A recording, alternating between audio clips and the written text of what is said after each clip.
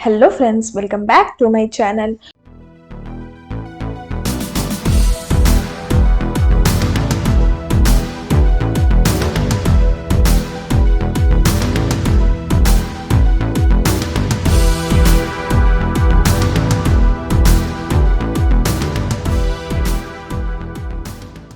Part 58 के starting में हमें दिखाया जाता है कि यहाँ पर जुवो भी मन में सोचता है कि मैंने तुमसे प्रॉमिस किया था कि मैं तुम्हें बहुत अच्छी लाइफ दूंगा, बट देखो आज क्या हो रहा है। मैं जो भी कुछ खोया हूँ मैं उसे पक्का वापस पाकर रहूंगा। उसके बाद हमें सीन में दिखाया जाता है कि यहाँ पर मिंजू काम कर रही होती है, तभी जियांग आता है और उसे हक करता है। तो मिंजू डर जाती है और बोलती है कि आप आजकल बाहर घूमने नहीं जा रहे हो, बाहर इस तरह का भी हालत है इसलिए क्या। उसके बाद वो बोलता है कि तुम अपनी बहन की फिक्र नहीं कर रही हो तो मुझे क्यों किसी की फिक्र करने की जरूरत है। तो मिंजू बोलती है कि लेकिन मुझे एक बात जरूर जानना है, आप जुवो जुन के इतने अच्छे फ्रेंड है, आप उसकी हेल्प क्यों नहीं कर रहे हो।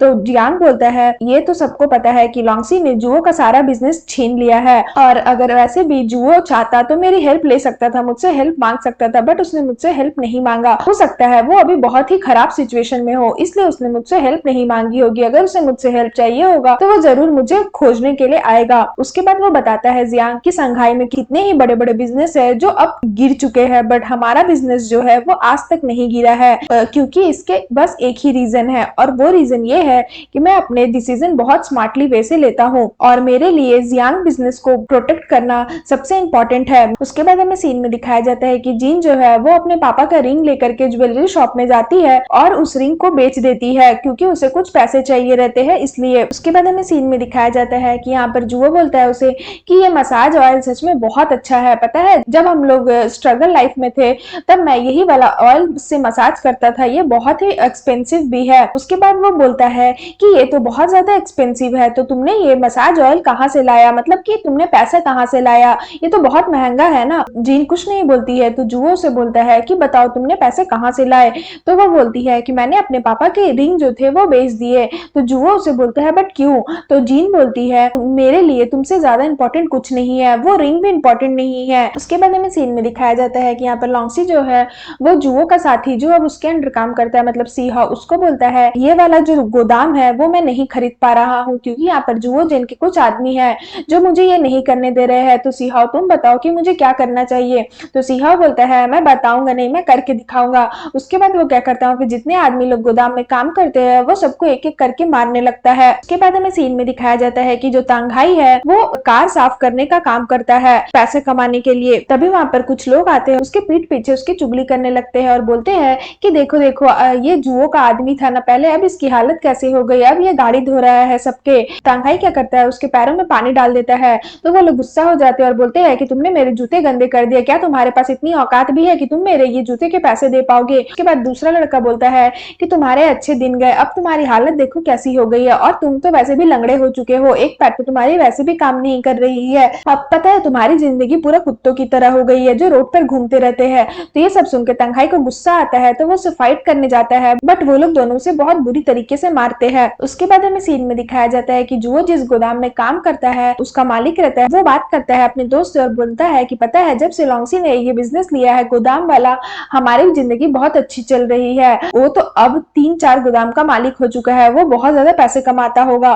तभी दूसरा आदमी बोलता है बट अब जुओ जिन तो कहीं दिखाई ही नहीं दे रहा है, अब जुओ जिन को किसकी पड़ी है, हमने तो सुना है जुओ जिन के जो 2 लॉयल साथी थे वो लोग भी उसका साथ छोड़ चुके हैं और लॉन्गसी के अंडर काम करने लगे हैं, और वैसे भी अब जब वो संघाई वापस भी आ जाएगा जुओ तो उसे कोई पूछेगा नहीं, क्योंकि सब कोई उसे मारने के पीछे पड़े हुए है, वो एक क्रिमिनल है। यहाँ पर हमें सीन में दिखाया जाता है कि जीन भी मतलब दूसरों के घर में कपड़ा धोने का काम करती है ताकि वो तो कुछ पैसे कमा ले, बट उसके हाथ में थोड़ी सी चोट लगी रहती है, फिर भी वो काम करती रहती है। उसके बाद हमें सीन में दिखाया जाता है कि जुओ काम करता है बहुत देर तक, तो एक स्टाफ आकर के बोलता है तुम अभी तक काम करे, तुम्हें जाना नहीं है। तो वो बोलता है कि मुझे और पैसे कमाने हैं इसलिए मैं एक और शिफ्ट कर रहा हूँ।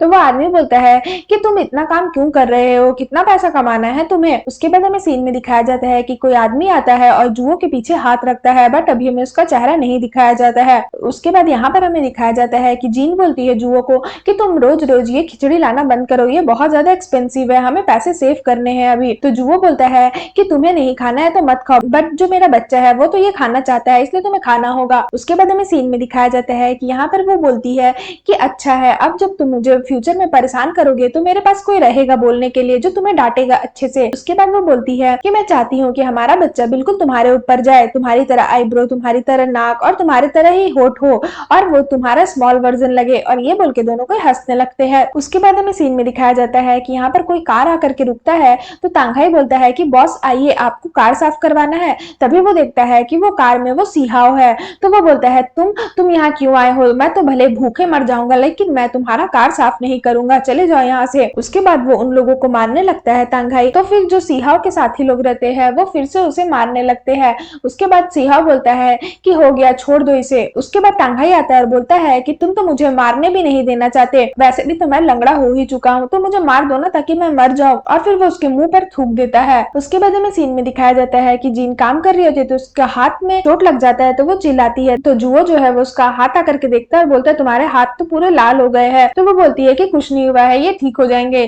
तो जुओ बोलता है कि देखो, मैंने तुमसे प्रॉमिस किया था कि मैं तुम्हें संघाई की सारी खुशियां दूंगा, बट क्या अब तुम्हारे पास कुछ भी खुशी है? मैंने अपना वादा पूरा नहीं किया, प्लीज मुझे माफ कर देना। और मैंने सबको संघाई में भी रॉन्ग प्रूफ कर दिया है, खासकर वो जिससे मैं सबसे ज्यादा प्यार करता हूँ। तो जीन उसे हक करती है और बोलती है कि ऐसा कुछ भी नहीं है, मैं बहुत ज्यादा खुश हूँ। तुम पहले नींद युवान में थे तब मुझे ज्यादा डर लगता था, क्योंकि तब मुझे ये लगता था कभी घर आ पाओगे वापस या नहीं आ पाओगे, कहीं किसी से तुम्हारी लड़ाई हो गई, कहीं तुम्हें चोट लग गया, तो इन सब चीजों का मुझे डर रहता था। बट अब भले हमारा लाइफ थोड़ा सा हार्ड है लेकिन अब मुझे किसी चीज का भी डर नहीं है। मुझे पता है तुम काम करके यहाँ पर ही मेरे पास ही आओगे क्योंकि तुम्हें मेरी चिंता रहेगी, तो इसलिए अब मैं सबसे ज्यादा खुश हूँ और मैं हमेशा तुम्हारे साथ ऐसे ही रहना चाहती हूँ। और फिर सीन यहाँ पर खत्म हो जाता है। सो फ्रेंड्स, अगर आपको मेरी वीडियो अच्छी लगे तो प्लीज मेरे वीडियो को लाइक करिएगा, मेरे चैनल को सब्सक्राइब करिएगा। मैं इसका नेक्स्ट एपिसोड लेकर के आऊंगी जो बहुत ज्यादा इंटरेस्टिंग होने वाला है, तो उसके लिए वेट करिएगा। सो फ्रेंड्स, आज के लिए बाय बाय, मिलते हैं फिर से एक न्यू वीडियो के साथ।